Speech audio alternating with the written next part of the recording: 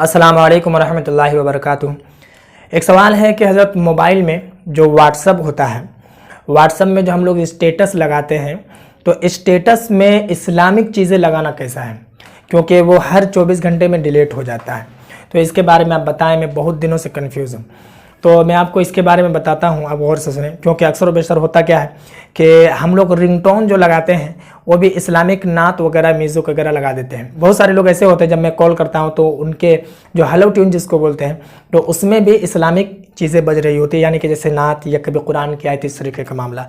और ये हकीकत है, बहुत सारे लोग लगाते हैं स्टेटस में कि उसमें नात शरीफ बज रही है या फिर तकरीर बज रही है या फिर इस्लामिक कोई तस्वीर जैसे मक्का शरीफ हो, मदीना शरीफ हो या कुरान शरीफ की कोई आयत हो, ये तमाम चीज़ें। तो देखिए मैं आपको बताऊं, ये हकीकत है कि हर 24 घंटे में वो चीज़ें डिलीट हो जाती है। वो उसका एक नियम है कि आप आज लगाएंगे तो ठीक उसी वक्त कल जब होगा तो उतने ही वक्त में वो डिलीट हो जाएगा। और कुरान की आयत अगर आप लगाते हैं फिर वो 24 घंटे के बाद डिलीट हो गया, या फिर कोई नात या तकरीर लगाते हैं या फिर कोई ऐसी चीज़ जिसका मिटाना शरीयत में जायज़ नहीं है, अगर कोई मिटाता है तो इंसान काफिर हो जाता है, कुफ्फारों में वो शरीक हो जाता है, उसका ईमान उसी वक्त ख़त्म हो जाता है, अल्लाह उससे नाराज़ हो जाता है। ये सारी चीज़ें हैं, अगर हम लगाते हैं और लगाने के बाद अगर 24 घंटे के बाद वो सारी चीज़ें डिलीट हो जाती है तो बड़ा अजीब व गरीब मामला होता है। तो देखिए मैं आपको इसके बारे में बताऊं कि ये जो होता है, दर हकीकत जो मिटाने का जो मामला है, जो मिट जाने का मामला है, वो हमेशा हमेशा के लिए नहीं मिटता है। और स्टेटस में जो हम लोग लगाते हैं, व्हाट्सअप के स्टेटस में तो क्यों लगाते हैं, इस बात को आप समझें। वो इसलिए हम लोग लगाते हैं कि ताकि जो हमारे राबते में जो लोग हों इस चीज़ से आगाह हो जाए और इस चीज़ को वो देखें।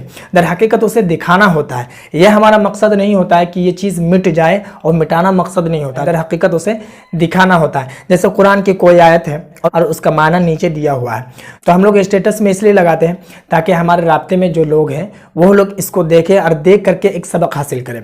या फिर कोई भी ऐसी चीज़ है जैसे हदीस शरीफ, हदीस शरीफ में कोई हदीस ऐसी है जिसको पढ़ने के बाद लोग समझ जाएं और समझने के बाद उसकी नीयत अगर ख़राब होने वाली है तो वो ठीक हो जाए। कोई गुनाह का काम करने वाला हो तो वो फिर गुनाह का काम को छोड़ दे। अगर कोई गुनाह में मुलव्विस पहले से है तो उसको सुनने के बाद, देखने के बाद वो सच्चे दिल से तौबा कर ले। तो ये हम लोगों की नीयत होती है। तो इस नीयत से अगर आप स्टेटस में लगाते हैं तो बिल्कुल लगा सकते हैं, ये बिल्कुल जायज़ है और इसका सवाब भी अल्लाह तबारक व तआला आपको अता करेगा।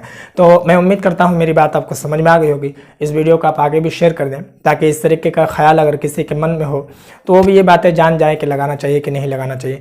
और बाकी अगर आपके मन में कोई और सवाल हो तो आप कमेंट पर ज़रूर बताएं।